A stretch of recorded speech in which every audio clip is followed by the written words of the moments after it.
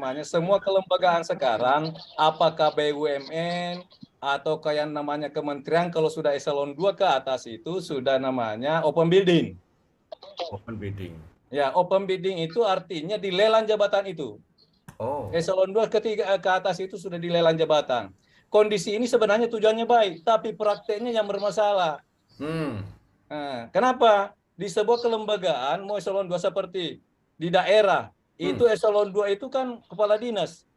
Karena sistem politiknya kita balas jasa, Ya. walaupun tidak punya kemampuan, dia melanggar aturan dikasih kepala dinas. Karena kenapa? Berjasa ketika suksesi.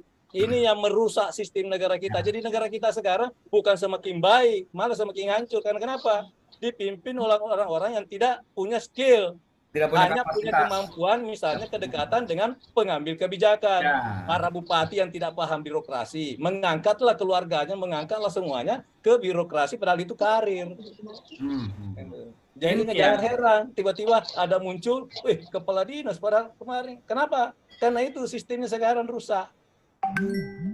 Nah itu, ya di sebuah lembaga saya mau naik ke top leader, menjadi dirut, tapi karena seleksinya begitu, udah saya mundur. Ngapain?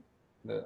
Ternyata trik dan intriknya ini menjadi celah yang membahayakan sebetulnya ya karena seperti itu ya karena kan ya itu tadi bukan Pak karena D, hampir profesional. seluruh BUMN di Republik ini Ah, itu dikuasai oleh orang-orang yang berjasa dalam suksesi. Tidak punya kemampuan, no skill. no skill tapi ada Iya, kedekatan dan iya. sukses akhirnya udahlah. Nah, Nah, ini akhirnya tidak itu yang terjadi sekarang. ya, tidak profesional. Iya.